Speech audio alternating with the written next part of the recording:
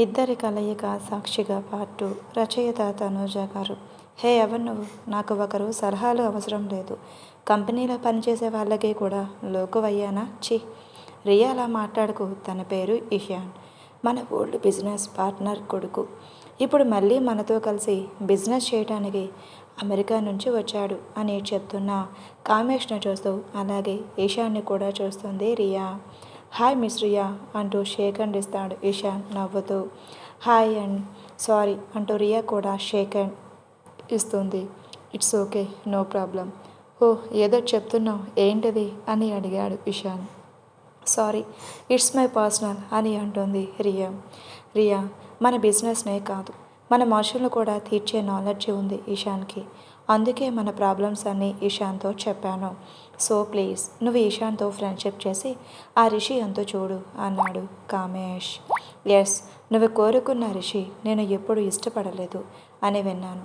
అంతేకాకుండా ఏదో యాక్సిడెంట్లీ జరిగిన ఒక విషయాన్ని అడ్డుపెట్టుకుని ఆ అమ్మాయి ఎవరు ఆస్తి మొత్తానికి టెండర్ వేసింది. అండ్ నువ్వు ఇంకొకటి బాగా ఆలోచించాలి రియా. నాకు అంకుల్ చెప్పిన దాని ప్రకారం రిషి ఆ అమ్మాయికి బాగా సపోర్ట్ చేస్తున్నాడంట కదా? అవును ఇషాన్, అసలు ఎంత అంటే వాళ్ళిద్దరికీ ముందే పరిచయం ఉన్నట్లు, అది నా రిషి కోసమే పుట్టినట్లుగా ప్రవర్తిస్తున్నాడు. నీ రిషినా? హా, నా ఇషాన్ అనిపించేలా చేస్తాను అని మనసులో అనుకుంటూ ఉండగా ఇషాన్ ఏంటా మాటలు ఆగిపోయాయి అనింది రియా. అదేం లేదు, జస్ట్ ఆలోచిస్తున్నాను. నాకెందుకో అంత సపోర్ట్ చేస్తున్నాడు అంటే వాళ్ళ ప్లాన్ చేసుకుని ఏదో చేస్తున్నట్టు అనిపిస్తుంది రియా. నేను ఆ అమ్మాయి గురించి పూర్తిగా తెలుసుకుంటాను. నువ్వు తన ఫోటో ఏమైనా ఉంటే నాకు సెండ్ చేయి అన్నాడు. దాని ఫోటో నా దగ్గర ఎందుకు ఉంటుంది డాడ్? అదేంటో చూసుకో, నాకు హెడ్ఏక్గా ఉంది.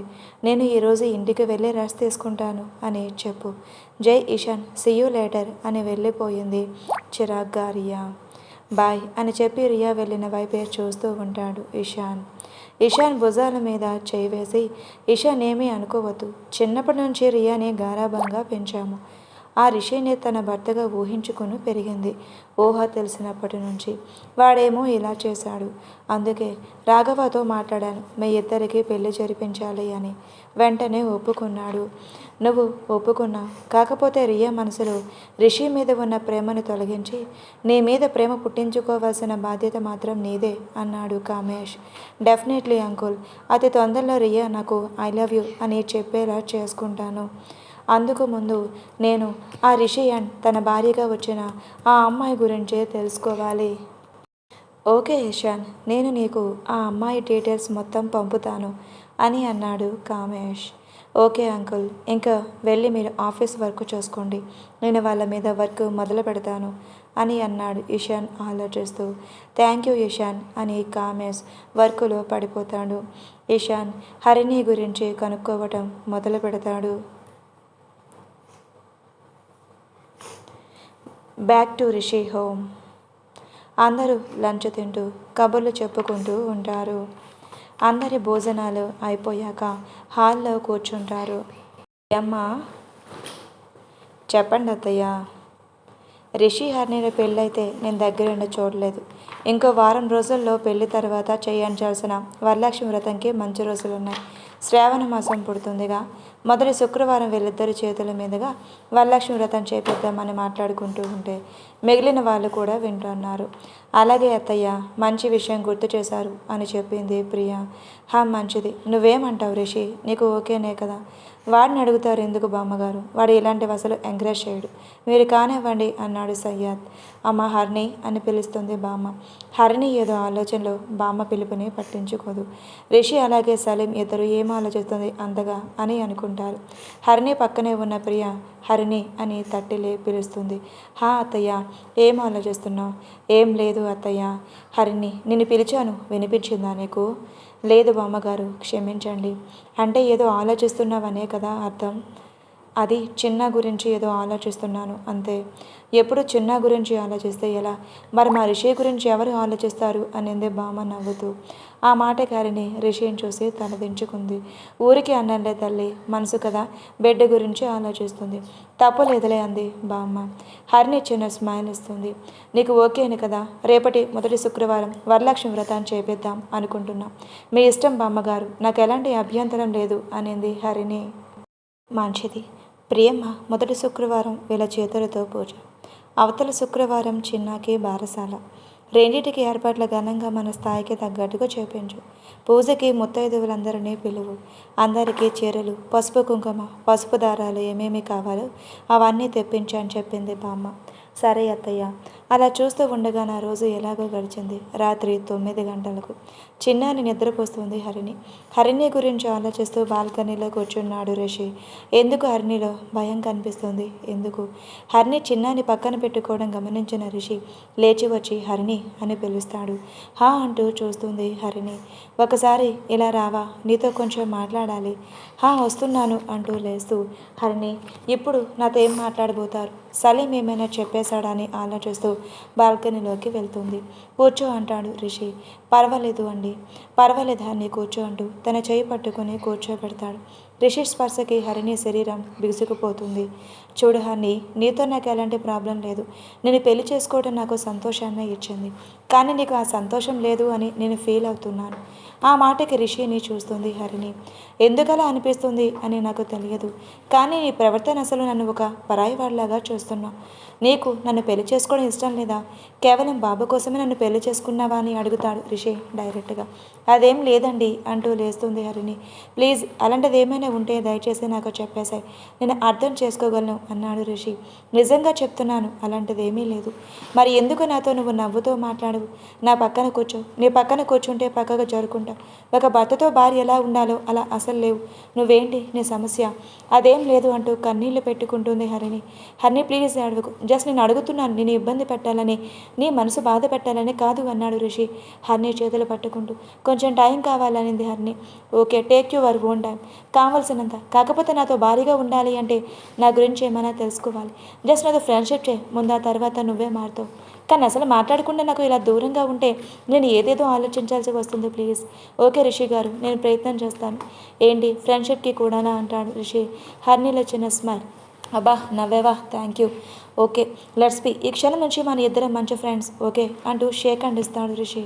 హామ్ అంటూ హరిణి కూడా షేక్ హ్యాండ్ ఇస్తుంది. సూపర్, ఇంక వెళ్ళి హ్యాపీగా నిద్రపో. మరి మీరు? నేను వస్తాను అంటూ కదిలాడు ముందుకే. హరిణి పైకి నవ్వుతూ ఉన్న మనసులో మాత్రం భయపడుతూనే ఉంది. నిజం చెప్పు, ధైర్యం ఆ దేవుడు ఎప్పుడు నాకు ఇస్తాడో అని వేడుకుంటుంది హరిణి. హరిణి ఫ్రెండ్షిప్కి ఒప్పుకుంది అన్న ఆనందంలో సంతోషంగా నిద్రపోతాడు రిషి. నిద్రపోతున్న రిషిని చూస్తూ ఉంటుంది హరిణి. హరిత అనే పిలుపు వినిపిస్తుంది. అక్క గొంతు, ఇది అక్క గొంతే అవును అనుకుంటూ పిలుపు వినిపించిన వైపు చూస్తుంది హరిత. నిజమే, హరిత ఊహ కాదు, ప్రత్యక్షంగా కనిపిస్తున్న హరిణ రూపం. అక్క అంటూ లేచి వెళ్తుంది మళ్ళీ బాల్కనీలోకి. హరిత ఎలా ఉన్నావు తల్లి? అక్క, నన్ను ఇలా బందీ చేసి ఒంటరిగా ఎందుకు వదిలి వెళ్ళావక్క? నిన్ను ఇక్కడ ఒంటరిగా వదిలాను.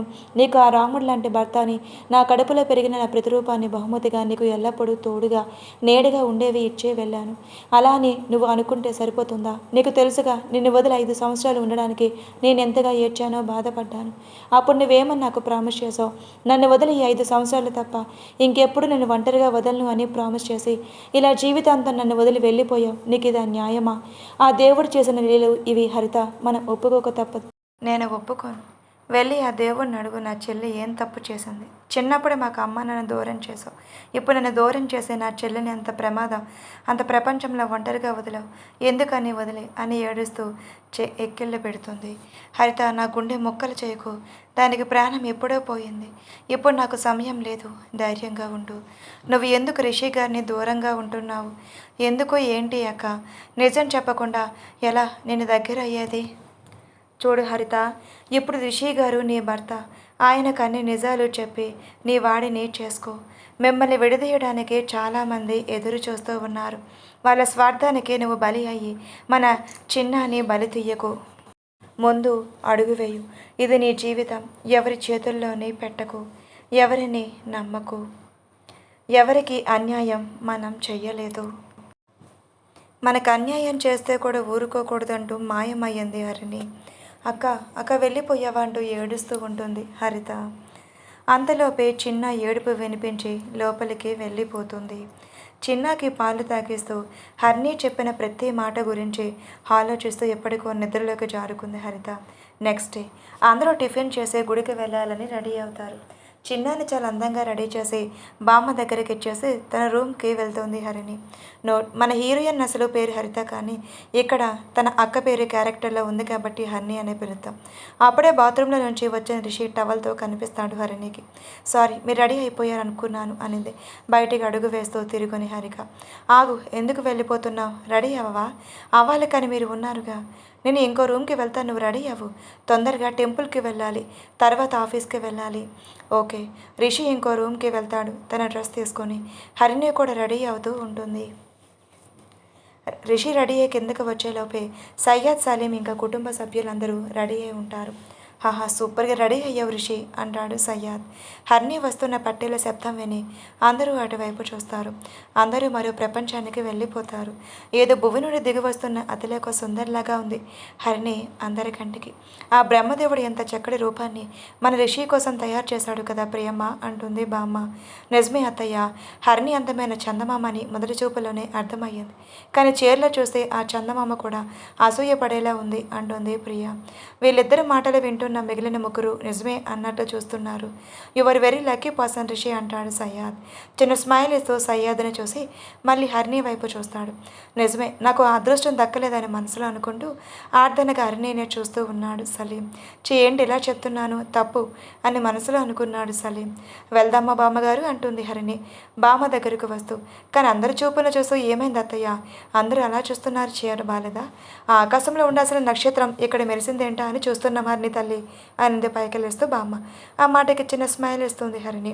ప్రియమ్మ, గుడికి వెళ్లే ముందు ఒకసారి దిష్టి తీసేయ్ అనింది బామ్మ. అయ్యో బామ్మ, అలాంటివేమీ వద్దు అనింది హరిణి మొహమాటంగా. అదేం కుదరదు అంటూ ప్రియమ్మ నువ్వు కానీ అంటుంది బామ్మ. అలా దిష్టి తీసేసి అందరూ గుడికి బయలుదేరారు. హరిణి రిషి చిన్న అలా నడుస్తూ పక్క పక్కన వస్తుంటే చూడముచ్చటి జంట అని అనకుండా ఎవరూ ఉండరు. 5.5 అడుగుల ఆజానుబాబుని పక్కన 5 అడుగుల సీతా మహాలక్ష్మిలా నడుస్తూ వస్తున్నట్లుంది. అందరూ ఆ వెంకటేశ్వర స్వామి దర్శనం చేసుకుని ఒక చోట కూర్చొని ఉంటారు. స్వామి దర్శనం బాగా జరిగింది కదా ప్రియమ్మ, దశరథ కూడా వచ్చుంటే బాగున్ను అని అనింది బామ్మ. ఆయనకి ఇలాంటివి నచ్చవు అని మీకు తెలుసు కదా అత్తయ్య. చిన్న ఏడుస్తూ ఉంటే అలా పక్కగా తీసుకొని వెళ్తుంది హరిణి. చిన్న ఓదారుస్తూ ఉంటే హరిణి అనే పిలుపు వినిపిస్తుంది హరిణికి. ఎవరా అని తిరిగి చూస్తుంది హరిణి. హరిణి, ఎలా ఉన్నావు? నీకు పెళ్ళయ్యిందా? చెప్పనే లేదు. బాగున్నానంటే మీరెలా ఉన్నారు? పెళ్ళి సడన్గా అనుకోకుండా జరిగిపోయింది. ఓ అవునా, పాపనా బాబునా? బాబా అండి. ఓ మంచిది. ఇంతకీ హరిత ఎలా ఉంది? డాక్టర్ చదువు అయిపోయిందా? హరిత అనే పేరు వెనుకని హరిణి గుండె జారిపోతుంది. హరిణి, ఏంటి అలా అయిపోయావు? ఏమైనా సమస్య హరితకి? హరితకి ఈ మధ్యనే యాక్సిడెంట్ అయ్యి చనిపోయిందండి. అయ్యో రామా, ఎప్పుడు, ఎలా? ఆంటీ అవన్నీ మళ్ళీ మాట్లాడుకుందాం. హరిత గురించి ఇక్కడ నేనేమీ చెప్పలేను. జస్ట్ నేను అనాథని మాత్రమే అని చెప్పాను. మీరు అలాగే చెప్పండి ప్లీజ్. సరే హరిణి, నేను ఏ విధంగా ఇబ్బంది పెట్టను, నీకు తెలుసు కదా. కానీ హరితాన్ని తలుచుకుంటేనే గుండె తరుక్కుపోతుంది. ఎప్పుడూ చెప్పుండేది నిన్ను డాక్టర్ చదివాక మా అక్కని పువ్వుల్లో పెట్టుకుని చూసుకుంటామని. ఆ మాట వెనుకని హరిణి కళ్ళల్లో నీళ్లు బయటకు వచ్చాయి. వద్దు తల్లి, గుడికి శుభమా అని వచ్చి నా వల్ల ఏడవకు అంటూ కన్నీళ్లు తుడుస్తుంది ఆవిడ. ఇంతకు మీ ఆయన ఎక్కడ? అదిగో అంటే అక్కడ కూర్చొని ఉన్నారు, వాళ్ళ కుటుంబం కూడా ఉన్నారండి, పరిచయం చేస్తాను అంటూ తీసుకుని వెళ్ళింది హరిణి. వాళ్ళ దగ్గరికి వెళ్తూ వెళ్తూ హరిణి ఆంటీ మొహంలో ఏదో మార్పు చేరుకుంటుంది. నారాయణమ్మ అని మనసులో అనుకుంటూ వెళ్తుంది. ఒక పక్క సంతోషం, ఇంకో పక్క బాధ. దగ్గరకు వెళ్ళిపోయారు. అత్తయ్య, బామ్మ అంటూ పిలుస్తుంది హరిణి. వాళ్ళిద్దరితో పాటు అందరూ వీళ్ళ వైపు చూస్తారు. ఈవిడ నాకు చిన్నప్పటి నుంచి బాగా తెలిసిన ఆంటీ, పేరు శ్రావణి అని చెప్పింది హరిణి. ఆంటీ, నేను గుర్తున్నానా మీకు అంటూ బామ్మని అడిగింది శ్రావణి. ఆంటీ, మీకు ముందే తెలుసా బామ్మ అని అమాయకంగా అడిగింది హరిణి. బాగా తెలుసు, నా ఇంటి దీపం ఆగిపోవటానికి కారణం ఇదే కదా అనింది కోపంగా బామ్మ. నారాయణమ్మ ఆంటీ ప్లీజ్, నేను చెప్పేది కాస్త విను అంటూ ఉండగా శ్రావణి నన్ను అలా పిలవక అంటూ చాలా గట్టిగా అంటే గుడి దద్దరిల్లిలే అరిచింది బామ్మ. ఆ అరుపులకి దేవుడి దర్శనంకి వచ్చిన వాళ్ళందరూ వాళ్ళనే చూస్తూ నిలబడ్డారు. హరిణి చాలా భయపడిపోయింది బామ్మ అరుపుకి. బామ్మ ఏమైంది? ఎందుకలా అరుస్తున్నావు? నెమ్మదిగా ఉండు అంటూ చెప్పాడు రిషి. రిషి నన్ను ఎక్కడి నుంచి తీసుకొని వెళ్ళిపో అని చెప్తూ ముందుకు నడుస్తుంది బామ్మ. రిషి, ప్రియ, సయ్యద్, సలీం ఇంకా హర్ని అందరి బామ్మని చూస్తూ అలాగే శ్రావణిని చూస్తూ ఒక అడుగు వేస్తారు. శ్రావణి మనసు ఉండపట్టడం లేదు. నారాయణమ్మ ఆంటీ హర్ని ఎవరో కాదు, నీ ముద్దుల కూతురు సురక్ష కూతురు అనింది శ్రావణి. అంతే, బామ్మతో ప్రియ అడుగు కూడా ఆగింది. ప్రియ కళ్ళల్లో నీళ్లు ఆ క్షణానికే చెంపలు దాటాయి.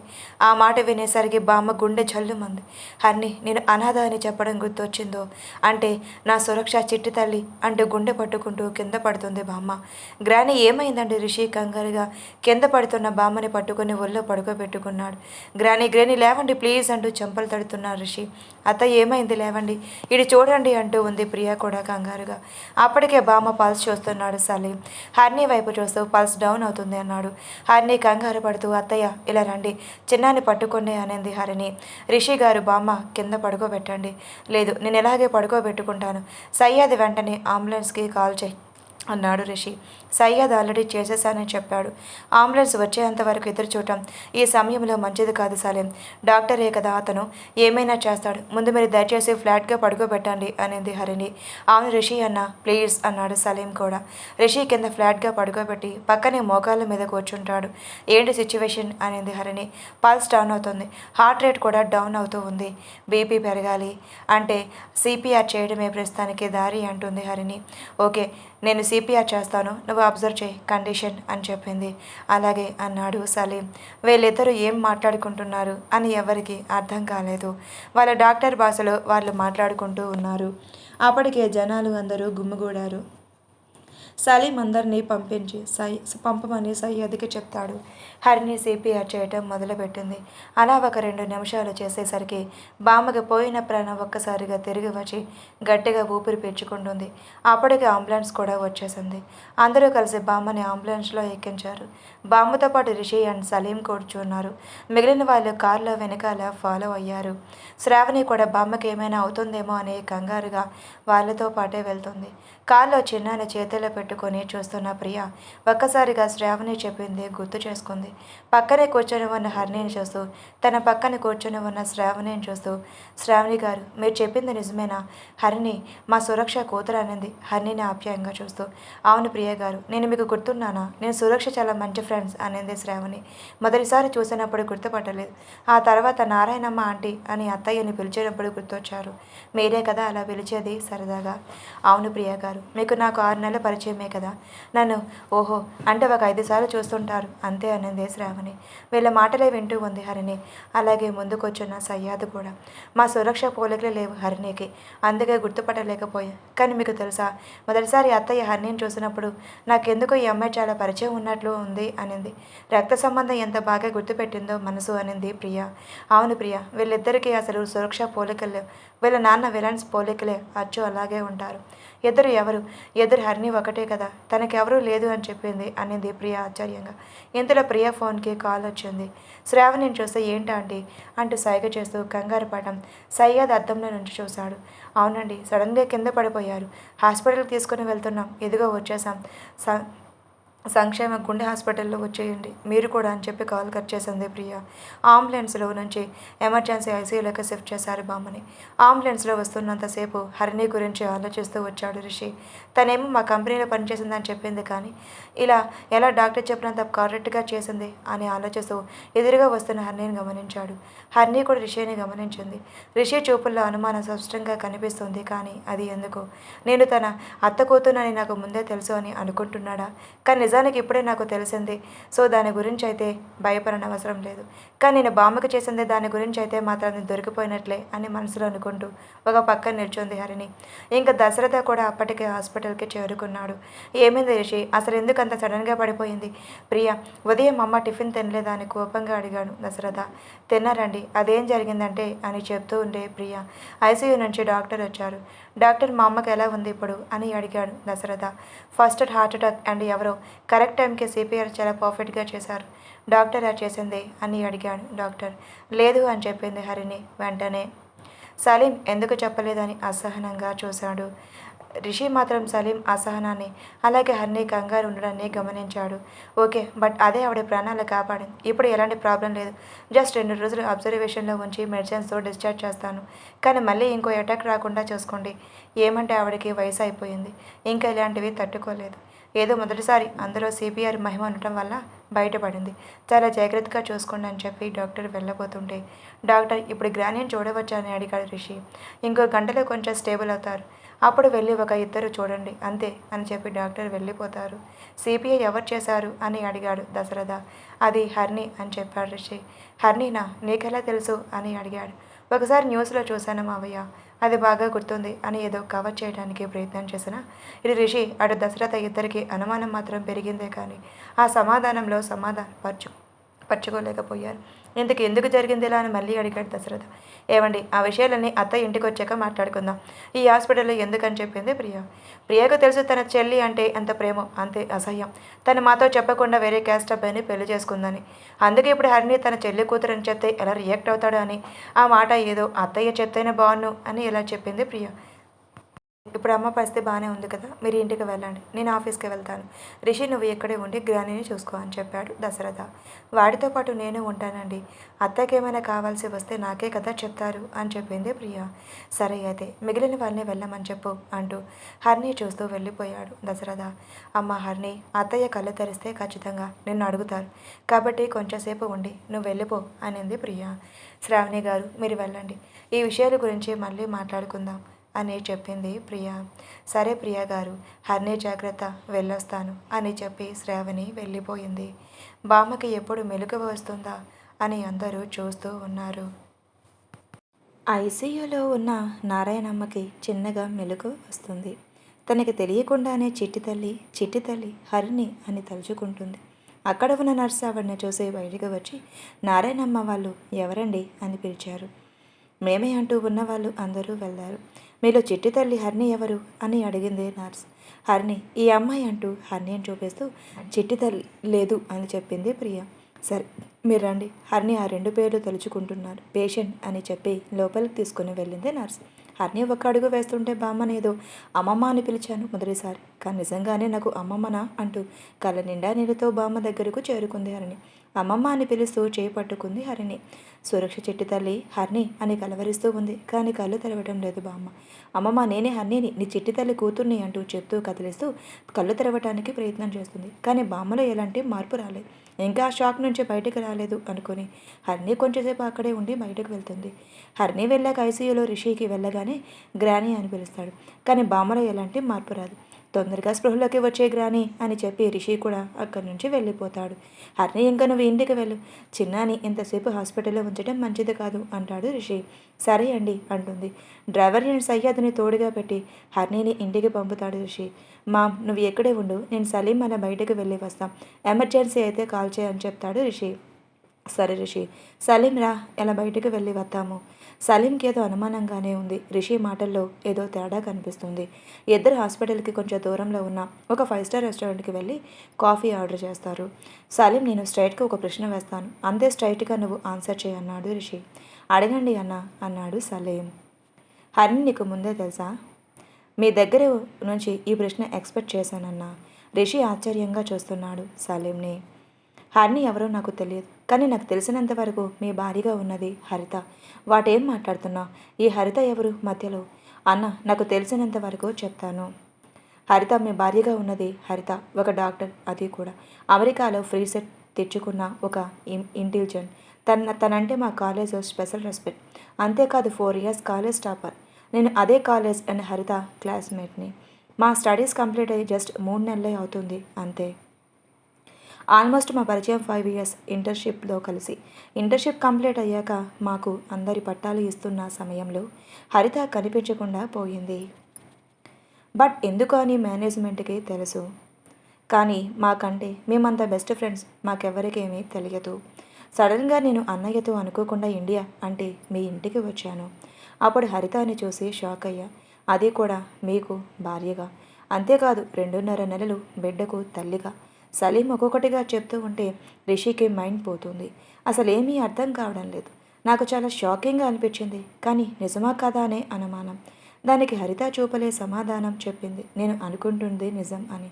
అప్పుడే నిన్ననే మీకు తెలియకుండా హరితతో మాట్లాడాను. అప్పుడే అసలు నిజం బయటపడ్డాయి అంటూ తనకి హరితకి మధ్య జరిగింది చెప్పాడు సలీం. ఒక్కసారిగా రిషికి భూమి కంపించినట్లు అయ్యింది. తనతో కలిసిన అమ్మాయి చనిపోయిందా? తనకి బ్రతికిని ఇచ్చిన ఆ అమ్మాయి బ్రతికలేదా? తన బిడ్డకి ప్రాణం పోసిన తల్లి బ్రతికలేదా? హరిణి హరిత. ఓ గాడ్, ఏంటిది? నేను ఇద్దరు అమ్మాయిల జీవితంతో నాకు తెలియకుండానే ఆడుకున్నానా? మా ఇద్దరి కలయిక సాక్షిగా పుట్టిన బిడ్డకి ఇంకొకటి తల్లిగా మారారా? ఏంటిది? నాకు నిజంగానే అర్థం కావడం లేదు సలీం. పిచ్చెక్కుతుంది. అసలు హరిణికి ఏమైంది? ఎందుకు చనిపోయింది? ఎందుకు అని గట్టిగా అరిచాడు రిషి కంట్రోల్ చేసుకోలేక. హోటల్లో అందరూ వాళ్ళనే చూస్తూ ఉన్నారు. అన్న ప్లీజ్ ఎమోషనల్ అవ్వకు. అసలు ఏం జరిగిందో మనకి చెప్పాల్సింది కేవలం హరిత మాత్రమే. తనని మెల్లిగా అడుగుదాం. లేదు, నేను తనని ప్రశ్నించలేను. ఇంత త్యాగానికి కూడా సిద్ధమయ్యింది అంటే ఏదో పెద్ద కారణమే ఉంటుంది. ఏంటా కారణం అని తికమక అవుతూ ఉన్నాడు రిషి. ఆలోచనలో పడ్డ రిషికి వెంటనే ఒక ఐడియా వస్తుంది. సలీం కమ్ విత్ మీ అని లేచి ఫాస్ట్గా నడుస్తాడు రిషి. ఎక్కడికి వెళ్తున్నాం రిషి అన్న? చెప్తాను అంటూ ఎవరికో కాల్ చేసి వెంటనే నేను నీతో మాట్లాడి నా ఫామ్ హౌస్ అడ్రస్ లొకేషన్కి షేర్ చేస్తాను. వెంటనే అక్కడికి రా ప్లీజ్ అంటాడు రిషి. ఓకే అండి, వస్తాను అని అటువైపు నుంచి సమాధానం వస్తుంది. రిషి కాల్ కట్ చేస్తాడు. రిషి ఫాస్ట్గా డ్రైవ్ చేస్తూ అర్ధగంటలో తన ఫామ్ హౌస్కి రీచ్ అవుతాడు. రిషి కార్ దిగి లోపలికి వెళ్తూ వాచ్మెన్ నా కోసం ఒకరు వస్తారు, వెంటనే ఏంటి ఏమి అని అడగకుండా లోపలికి పంపు అని చెప్పి లోపలికి వెళ్తాడు రిషి. రిషి వెనకాల సలీం కూడా వెళ్తాడు. రిషికి కాళ్ళు చేతులు కుదురుగా ఉండటం లేదు. పదే పదే డోర్ వైపు చూస్తూ అటు ఇటు తిరుగుతూనే ఉన్నాడు. అసలు హర్ని ఎందుకు ఇలా జరిగింది? హర్ని నా వల్లనే చనిపోయిందా? నా కారణంగా ఏమైనా తప్పు నాకు తెలియకుండానే జరిగిందా అని ఆలోచిస్తూ ఉంటాడు రిషి. ఇంతలో ఒక బైక్ శబ్దం వినిపించడంతో అటువైపు చూస్తాడు రిషి. వస్తున్న వ్యక్తిని చూసి తన దగ్గరికి పరుగున వెళ్తాడు. తొందరగా రా సాగర్ అంటాడు రిషి. సాగర్ హర్ని ఫ్రెండ్స్తో ఒక అతను. హరిణి వాళ్ళ ఇంటికి సాగర్ కూడా వచ్చాడు. అప్పుడు కలిగిన పరిచయంలో సాగర్ ఫోన్ నెంబర్ తీసుకున్నాడు రిషి. హరిణి గురించి మొత్తం ఇన్ఫర్మేషన్ సాగర్కి ఖచ్చితంగా తెలుసు అనే ఆలోచన రాగానే వెంటనే కాల్ చేసి రమ్మని చెప్పాడు రిషి. సలీం వచ్చిన వ్యక్తిని చూస్తూ ఉంటాడు. సాగర్ కూడా సలీంని చూస్తూ ఉంటాడు. సాగర్ ఇతని పేరు సలీం, సలీం ఇతని పేరు సాగర్. ఇద్దరు ఒకరిని ఒకరు చూసుకుంటూ షేక్ హ్యాండ్ ఇచ్చుకుంటారు. సాగర్ సలీం ఏం చెప్తున్నాడో తెలుసా అని అడిగాడు. సాగర్కి ఏమీ అర్థం కాకుండా రిషిని సలీంని మార్చి చూస్తాడు. అలాగే సలీంకి కూడా ఏమీ అర్థం కావడం లేదు. సలీం అమెరికాలో హార్వర్డ్ కాలేజ్ ఆఫ్ మెడికల్లో చదువుకున్నాడు అని చెప్పాడు రిషి. అయితే ఒక్కసారిగా సాగర్ ఆశ్చర్యానికి గురయ్యాడు. ఆ ఆశ్చర్యాన్ని చూసి సలీం కూడా ఆశ్చర్యపోతాడు. అంటే మీకు హరిత తెలుసా అని నేరుగా అడుగుతాడు సలీం. సాగర్ అది హరిత ఎవరు? ఈ హరిత ఎవరో నాకు తెలియదు అన్నాడు తడబడుతూ. మీ తడబాటులోని హరిత తెలుసు అని తెలుస్తుంది సాగర్ గారు అన్నాడు సలీం. చూడు సాగర్, నాకు కొన్ని నిజాలు సలీం ద్వారా తెలిసాయి, కానీ అన్ని నిజాలు నీకు తెలిసే ఉంటాయి అని నాకు పూర్తి నమ్మకం ఉంది. ప్లీజ్ టైం అనవసరంగా వృధా చేయకుండా నిజాలు చెప్పండి. హరిని బ్రతికి ఉందా లేదా? నా బిడ్డకి జన్మని హరిత ఇవ్వనప్పుడు ఎందుకు తల్లిగా మారింది? ఎందుకు నాకు భారీగా ఉండాల్సిన అవసరం వచ్చింది? ప్లీజ్ చెప్పు. అసలు హరిని ఎలా చనిపోయింది? చనిపోలేదు, చంపేశారు. మా హరిణిని చంపేశారు అంటూ గట్టిగా అరుస్తారు షాగార్. మా మాటకి రిషి అలాగే సలీం ఇద్దరు షాక్ అవుతారు. ఏం మాట్లాడుతున్నారు షాగార్? అవును రిషి గారు, హర్ని నిండు గర్భిణి అని కూడా చూడకుండా చంపేయాలని అనుకున్నారు. కానీ అనుకోకుండా బిడ్డకి జన్మనిచ్చి హర్ని మాత్రం తన ప్రాణాలను కోల్పోయింది. కానీ ఎవరు ఎందుకు చంపాలనుకున్నారు? కాదు చంపాలను అని అడిగాడు రిషి. ఎవరైతే మీ బిడ్డని తల్లి లేకుండా చేసిన వాళ్ళ గురించి మీకు ఎందుకు చెప్పాం రిషి గారు? చంపింది ఎవరో కాదు, స్వయంగా మీ తండ్రి నీకు మామ అవ్వాలని అనుకున్న ఆ కామేష్ అన్నాడు సాగర్ కోపంగా అసహనంగా. చెప్పేది నిజమా అన్నాడు. ఆ నిజాన్ని భరించలేక రిషి, అది అబద్ధం అయితే బాగున్ను అని. అబద్ధం చెప్పాల్సిన అవసరం నాకేం లేదు రిషి, నాకేం అర్థం కావడం లేదు. సాగర్ ప్లీజ్ కొంచెం అర్థమయ్యేటట్టు చెప్పు అన్నాడు రిషి. నాకు తెలిసేంతవరకు చెప్తాను. నేను మొదటిసారి హరిని హరితాల చూసింది అంటూ అని మొదలు పెడతాడు. ఫాస్ట్ అంటే హరిని హరితాల 5 సంవత్సరాల వయసు నుంచి మేము 5 మంది ఫ్రెండ్స్ ఆడుకుంటూ ఉన్నాము. మా వీధిలో ఒకటే ఏడుపు, ఎవరా అని వెళ్ళి చూశాము. 1 నెల ముందే అక్కడికి కొత్తగా వచ్చి సొంతగా ఇల్లు కొనుక్కొని అందులో ఉన్న ఒక కుటుంబం. అందులో 4 ఉంటారు. అమ్మ, నాన్న, 2 కవల ఆడపిల్లలు. ఆ 2 పెద్దవాళ్ళు యాక్సిడెంట్లో చనిపోయారు. ఆ పిల్లలు 2 ఎంతగా ఏడుస్తున్నారు అంటే వాళ్ళ ఏడుపు విని అందరి గుండె బరువెక్కింది. చూస్తూ ఉండగానే వాళ్ళ ఇద్దరికి అంతిమ క్రియలు ఎవరో ఒక ఆంటీ జరిపించారు దగ్గరుండి. ఆ ఆంటీ ఈ పిల్లలు అమ్మకి బెస్ట్ ఫ్రెండ్, పేరు శ్రావణి. హరి హరితాలు శ్రావణి ఆంటీ పిలుస్తున్నారు. మేము అన్నీ దగ్గరే ఉండి చూస్తున్నాం. ఆ చిన్న పిల్లంతా మెచ్యూర్డ్గా మాట్లాడిందంటే తనలో అతను నచ్చే మాకంటే 3 సంవత్సరాల చిన్నపిల్ల అయినా మాకు ఆ అమ్మాయితో స్నేహం చేసేలా అనిపించింది. అమ్మ హన్ని, హరిత, నేను ఇక్కడ మీతో తోడుగా ఉండలేను. మిమ్మల్ని నాతో పాటు తీసుకుని వెళ్ళలేను. మీకంటూ ఉన్నది మీ అమ్మ నాన్న మాత్రమే. ఇక బంధువులు కూడా ఎవరూ లేరు. అందుకే ఇక్కడ మిమ్మల్ని అనాథలుగా ఒంటరిగా వదిలి వెళ్ళలేను. మిమ్మల్ని గవర్నమెంట్ స్కూల్లో అలాగే హాస్టల్ అటాచ్డ్గా ఉండే స్కూల్లో జాయిన్ చేస్తాను. మీరు నాతో పాటు రండి అనింది శ్రావణి. ఆంటీ, ఇది అమ్మ నాన్న మా సొంత ఇల్లనే చెప్పారు, నిజమేనా అని అడిగింది హరిణి. అవును హరిణి ఆంటీ, మేము ఎక్కడే ఉంటాము. హరిణి, నేను చెప్పేది విను నాన్న. లేదంటే మేము అమ్మా నాన్నల ఇల్లు వదిలి ఎక్కడికి వెళ్ళాం. మా గురించి మీరు దిగులు పడకండి. అమ్మ ఎప్పుడు నాకు ఒకటి చెప్తూ ఉండేది. హరిణి, హరితకి నీకు ఒకే వయసు అయినా 2 నిమిషాల ముందు నువ్వే పుట్టావు కాబట్టి నువ్వే పెద్దదానివి. హరితకి నా తర్వాత అమ్మగా నువ్వు జాగ్రత్తగా చూసుకోవాలి. ఎలాంటి పరిస్థితుల్లో తనకి అమ్మ లేదు అనే లోటు తెలియకూడదు అని అమ్మ ఎందుకు అలా చెప్తూ ఉండేదో అప్పుడు నాకు అర్థం కాలేదు. కానీ ఇప్పుడు అర్థమయ్యింది. నేను హరితని జాగ్రత్తగా చూసుకుంటాను అంటే. హరిత, మీ అమ్మ నీకు ఈ వయసుకే బాధ్యతలు నేర్పించిందా చెట్టు తల్లి అంటూ హత్తుకుంది శ్రావణి. జాగ్రత్త హరిత, ఇదిగో మీ అమ్మ ఫోన్ ఏమైనా అవసరమైతే నాకు ఖచ్చితంగా ఫోన్ చేయాలి, సరేనా? జాగ్రత్త అంటూ శ్రావణి వెళ్ళిపోయింది. ఈ చిన్నపిల్లలు ఎలా బ్రతుకుతారో అని అందరూ ఆలోచనలు పడ్డారు. అలాగే ఆ ఏరియాలో ఉన్న వాళ్ళకి కాస్త సహాయం చేయడానికి కూడా ముందుకు వచ్చారు. హరిణి ఒడిలో హరిత పడుకొని ఉంది. హరిత తలనెమురుతూ ఉంది. అక్క, అమ్మ నాన్న ఎప్పుడు మన దగ్గరికి రారు హరి. ఎందుకు మనల్ని వదిలి వెళ్ళిపోయారు? దేవుడి వాళ్ళని పిలిచాడు. ఎందుకు మరి మనకు ఎవరు ఉంటారు? నీకు నేను ఉన్నాగా, నాకు నువ్వు ఉన్నావుగా. అవును, నీకు తెలుసా అక్క, నాన్న ఒకరోజు చెప్పాడు, మీ ఇద్దరు ఎప్పుడు ఒకరిని ఒకరు తోడుగా ఉండాలని. ఇద్దరిని కలిసి ఒకేసారి పుట్టించాడు అంట ఆ దేవుడు అని చెప్పాడు. అవును నిజమే. తలుపు దగ్గర నిలబడి వీళ్ళ మాటలు వింటున్నా ఈ 5 మంది పిల్లలు క్లాప్స్ కొడుతూ నవ్వుతున్నారు. వీళ్ళు ఇద్దరు ఒకేసారి చూశారు. హాయ్ అంటూ లోపలికి రావచ్చా? రండి. లోపలికి వెళ్ళి భలే మాట్లాడుతున్నావే అన్నారు ఆ పిల్లలు. ఇద్దరి మొహల్లో చిన్న చిరునవ్వు. నా పేరు అంటూ అక్కడ ఉన్న 5 మంది వాళ్ళ పేర్లు చెప్పారు. స్టోరీ ముందు వెళ్తుంటే వాళ్ళ పేర్లు తెలుస్తుంది. అలా ఈ 7 మంది వయసుతో సంబంధం లేకుండా మంచి స్నేహితులయ్యారు. శ్రావణి రోజుకి ఒక్కసారైనా వస్తూ వెళ్తుండేది. అప్పుడే వీళ్ళ స్నేహం గురించి తెలుసుకొని ఓకే, ఇంక ఎలాంటి భయం లేకుండా వీళ్ళకి అంటూ కొంతమంది కుటుంబంగా చేరారు అని అనుకొని సంతోషించింది. అప్పటి నుంచి 3-4 రోజులకు ఒకసారి వచ్చి వెళ్తుండేది. కానీ రోజు ఫోన్ మాత్రం ఖచ్చితంగా చేస్తుండేది. హరిణి, హరిత ఇద్దరు గవర్నమెంట్ స్కూల్లో జాయిన్ అయ్యారు. తెల్లవారి అలాగే సాయంత్రం హరిణి తను చేయగలిగే చిన్న చిన్న పనులు చేసుకుంటూ హరితాన్ని చూసుకుంటూ ఉండేది. హరిణికి ఎవరు డబ్బులు సహాయం చేస్తామన్నా లేదా బట్టలు ఫుడ్కి సహాయం చేస్తామన్నా అసలు తీసుకోదు. మా దగ్గర ఉన్నాయి అని చెప్తుండేది. కానీ ఏ రోజు హరితాన్ని మాత్రం పస్తులు పెట్టలేదు. అంత బాగా చూసుకుంటూ ఉండేది. కాలం చాలా వేగంగా గడిచిపోయింది. చూస్తూ ఉండగానే ఇంటర్ అయిపోయింది. హరితకి డాక్టర్ అవ్వాలనే చాలా కోరిక. అందుకే పట్టుదలతో చదివి అమెరికాలో ఫ్రీ సీట్ తెచ్చుకుంది. హరిణి అక్కడే ఉండి డిగ్రీ కంప్లీట్ చేసింది. హరిణికి హరిత అన్న, హరితకి హరిణి అన్న ప్రాణం. ఒకరిని ఒకరు ఎప్పుడూ వదులుకోలేదు. కానీ హరితకి ఫ్రీ సీట్ రావడం చాలా గొప్ప కదా.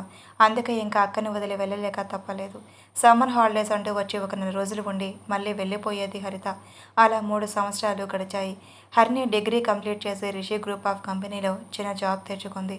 చూస్తూ ఉండగానే హరిణి జాబ్లో చేరి 1 సంవత్సరం అయిపోయింది. అప్పుడు రిషి తాత చనిపోయారు అని తెలిసింది. అందరూ చూడటానికి వెళ్ళారు ఆఫీస్లో. హరిణి కూడా వెళ్ళింది. అప్పుడే రిషిని చూసింది. అనుకోకుండా 1 వారంలో స్నేహితులతో కలిసి హరిణి కూడా వెళ్ళింది. అప్పుడే రిషి ఏదో ప్రమాదంలో ఉండడం గమనించి కాపాడింది. అది అంతటితో ముగిసిపోయి ఉంటే బాగుండు, కానీ అలా జరగలేదు. 1 నెల తర్వాతే తెలిసింది రిషి ప్రతిరూపం హరిణి కడుపులో పెరుగుతుంది అని. హరిణి చాలా కంగారు పడింది. స్నేహితులతో ఇలా మాట్లాడుతుంది. ఇప్పుడు ఏం చెయ్యాలి శాంతి? ఏం చెయ్యాలి ఏంటి? వెళ్ళి ఆ రిషికి ఈ విషయం చెప్పి నిన్ను పెళ్లి చేసుకోమని చెప్పాలి అంతే అన్నాడు సాగర్. కానీ వాళ్ళు చాలా పెద్దవాళ్ళు సాగర్. నేను కావాలని ఇలా చేశాను, డబ్బుల కోసమని అనుకుంటే ఎలా అనింది హరిణి. అయితే ఇప్పుడు ఏం చేద్దాం అనుకుంటున్నావు? రిషి గారు అమెరికా నుంచి వచ్చే వరకు ఓపికగా ఎదురు చూడాలి. ఆ రోజు జరిగింది మొత్తం నెమ్మదిగా ఎక్స్ప్లెయిన్ చేయాలి. తన బిడ్డకి న్యాయం చేయమని కోరుకోవాలి.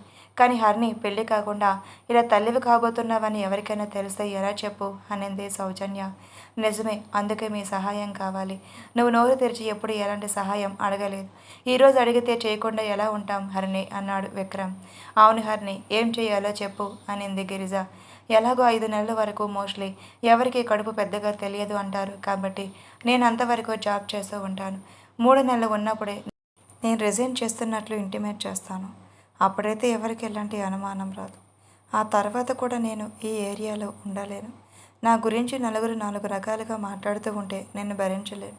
అందుకే హరిత దగ్గరికి 1 సంవత్సరం వెళ్ళి ఉండాలని అనుకుంటున్నాను. అక్కడ ఏమైనా జాబ్ కూడా చూసుకుంటాను అని ఇక్కడ వాళ్ళకి మైండ్లో సెట్ చేయాలి. ఆ తర్వాత నేను ఎవరికీ కనిపించకూడదు అని చెప్తున్న హరిణిని అందరూ చూస్తున్నారు. కానీ ఇదంతా ఎలా? నువ్వు ఎక్కడ ఉంటావని అడిగింది శాంతి. అదే, అందుకే మిమ్మల్ని సహాయం అడుగుతున్నాను శాంతి. నాకు ఒక మంచి అండ్ సేఫ్టీస్ ప్లేస్ మీరే చెప్పండి అని అడిగింది. సరే, నేను ఒక ఐడియా ఇస్తాను. నేను ఉంటున్న హాస్టల్కి ఉండే బెస్ట్, నీకు ఎక్కడ ఉండదని సౌజన్య. హాస్టల్ అయితే నీకు ఏ ప్రాబ్లం ఉండదా? నాకు వార్డెన్ చాలా క్లోజ్. నీ గురించి అంతా ఎక్స్ప్లెయిన్ చేస్తాను. నువ్వు టెన్షన్ పడకు, నేను ఉన్నాను కానీ దారి అని చెప్తుంది సౌజన్య. మిగిలిన ఫ్రెండ్స్ కూడా అదే కరెక్ట్ అని హరిణికి ఎమోషనల్గా సపోర్ట్ ఇచ్చారు.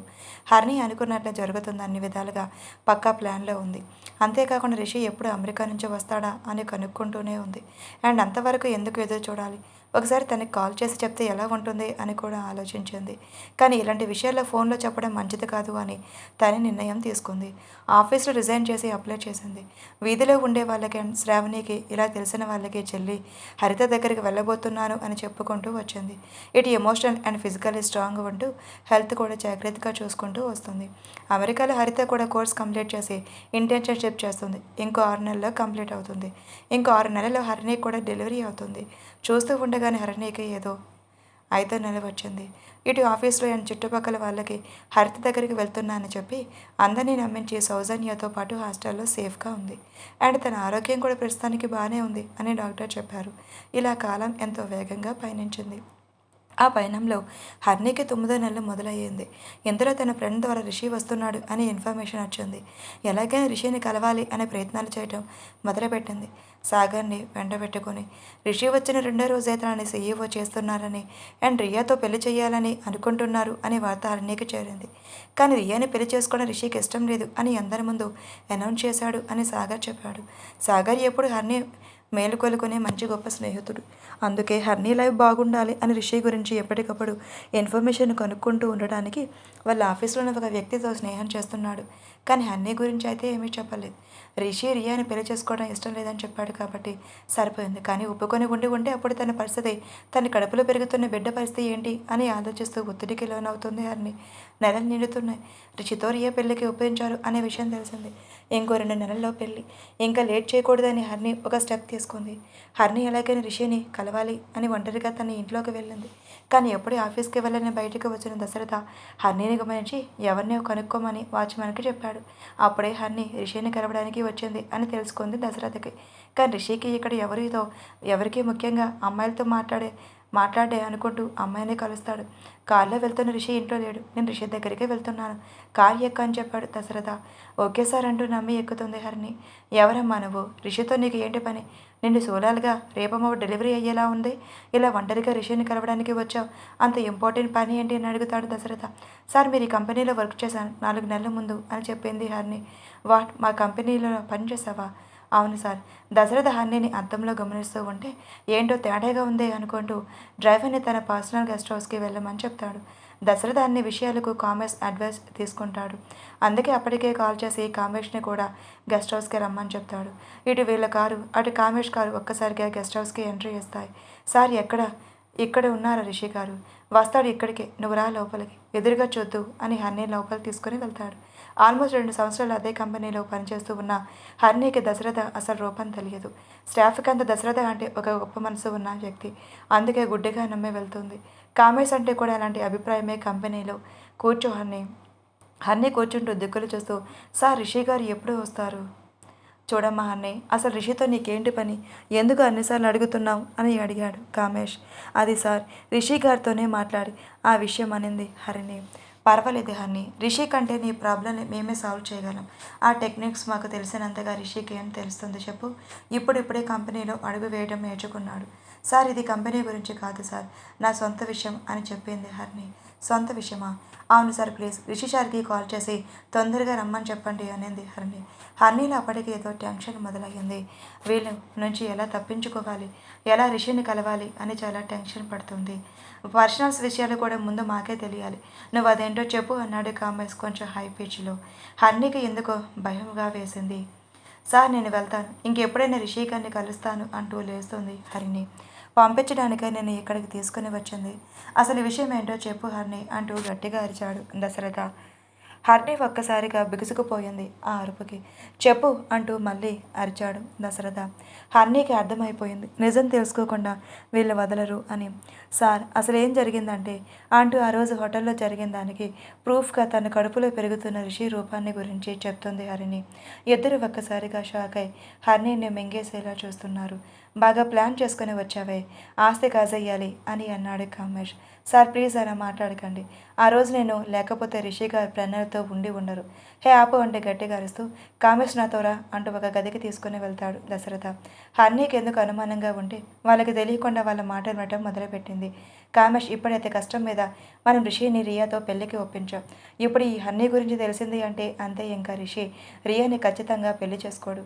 అవును దశరథ, నువ్వు చెప్పింది నిజమే, చూస్తుంటే ముందు వెనక ఎవరు లేని దానిలో ఉంది, ఇక్కడే చంపి పుచ్చేద్దాం, ఏమంటావని మాట్లాడుకుంటూ ఉన్న వీళ్ళ మాటలు విని హన్నీ షాక్ అవుతూ చాలా భయపడిపోయింది. ఎలాగైనా అక్కడి నుంచి తప్పించుకోవాలి అని వెనకడుగు వేసింది. గడియ తెచ్చుకుని పరుగుల్లాంటి నడక మొదలుపెట్టింది. డ్రైవర్ హన్నీని చూస్తూ ఏంటి అమ్మ ఎలా వెళ్తుంది, చూస్తుంటే ఎందుకో చాలా టెన్షన్గా కనిపిస్తుంది, ఏం చేశారు వీళ్ళ లోపల అని మనసులో అనుకుంటూ ఉండగా డ్రైవర్ అంటూ ఒక అరుపు వినిపిస్తుంది డ్రైవర్కి. సార్ అంటూ ముందుకు వచ్చి నిలబడతాడు డ్రైవర్. ఆ అమ్మాయి ఎక్కడ? సార్ ఇటువైపు వెళ్ళింది అంటూ హరిణి ఎటు వెళ్ళిందో అటువైపు చూపించాడు డ్రైవర్. దశరథ కామేశ్ ఒకరి ముఖాలు ఒకరు చూసుకుంటూ వెళ్ళి దాన్ని అంత చూద్దాంరా అంటూ ఇద్దరు ఒకే కారులో బయలుదేరారు. డ్రైవర్కి ఎందుకో ఏదో చెడు జరగబోతుంది అని అనుమానం మనసులో వచ్చింది. అక్కడే ఉన్న వాచ్మెన్ బైక్ అడిగి వాళ్ళకు తెలియకుండా వాళ్ళని ఫాలో చేశాడు. ఎటు వెళ్ళాలో తెలియక వీళ్ళు ఏం చేస్తారు అనే భయంగా ముందు సాగర్కి ఫోన్ చేసింది హరిణి. సాగర్ కాల్ లిఫ్ట్ చేసి చెప్పు హరిణి అన్నాడు. సాగర్ ఎక్కడ ఉన్నావు అంటూ ఏడుస్తోంది హరిణి. హరిణి ఏమైంది, ఎందుకు ఏడుస్తున్నావు అని కంగారుగా అడిగాడు. సాగర్ ప్లీజ్ సేవ్ మీ, డేంజర్లో ఉన్నాను. అసలు ఎక్కడ ఉన్నావు?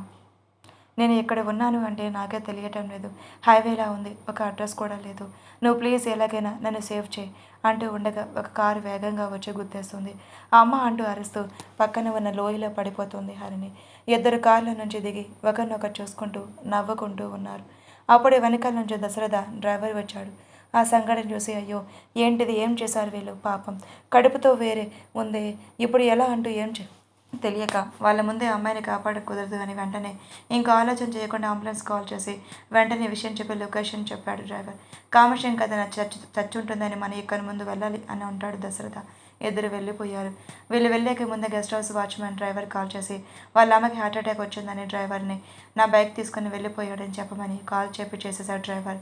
సరే అని వాచ్మెన్ కూడా చెప్పాడు. అలాగే ఇద్దరు వెళ్ళి అడగక ముందే చెప్పేశాడు వాచ్మెన్.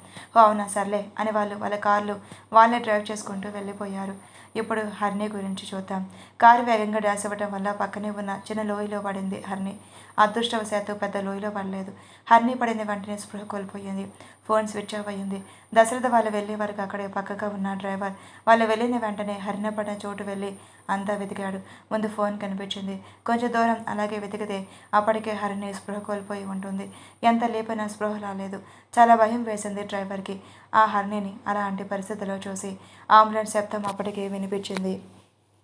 వెంటనే వాళ్ళకి సిగ్నల్ ఇచ్చి హరిణిని అంబులెన్స్లో ఎక్కించి ఫస్ట్ ఎయిడ్ ట్రీట్మెంట్ మొదలుపెట్టారు. ఆక్సిజన్ లెవెల్స్ తక్కువగా ఉన్నాయి అని ఆక్సిజన్ మాస్క్ పెట్టారు. పల్స్, బేబీ పరిస్థితి అన్నీ అబ్జర్వ్ చేయటం మొదలుపెట్టారు. అంబులెన్స్ వెళ్ళగానే హరిణి దగ్గర ఉన్న ఫోన్ని ఆన్ చేస్తాడు డ్రైవర్. ఆన్ అయిన వెంటనే సాగర్ సెకండ్ గ్యాప్ లేకుండా కాల్ చేస్తూ ఉండటం వల్ల కాల్ వచ్చింది. వెంటనే లిఫ్ట్ చేసి హలో ఎవరు మాట్లాడేది అన్నాడు డ్రైవర్. మీరు ఎవరు, హరిణి ఎక్కడ ఉంది, తనకేమైంది అంటూ కంగారు అడిగాడు సాగర్. సార్ నేను ఈ దారిలో వెళ్తుంటే ఏదో అమ్మాయి శబ్దం వినిపించింది, ఎవరో కారుతో డ్యాష్ ఇచ్చి వెళ్ళిపోయారు. నేను అంబులెన్స్కి కాల్ చేసి ఆ అమ్మాయిని అందులో మహితా మెటర్నిటీ హాస్పిటల్కి పంపాను. ఇప్పుడే ఆ అమ్మాయి పక్కన పడి ఉన్న ఫోన్ స్విచ్ ఆన్ చేశాను, మీరు కాల్ చేశారు. నేను వెనకాల వెళ్తున్నాను, మీరు ఏమవుతారు ఆ అమ్మాయికి అని అడుగుతాడు డ్రైవర్.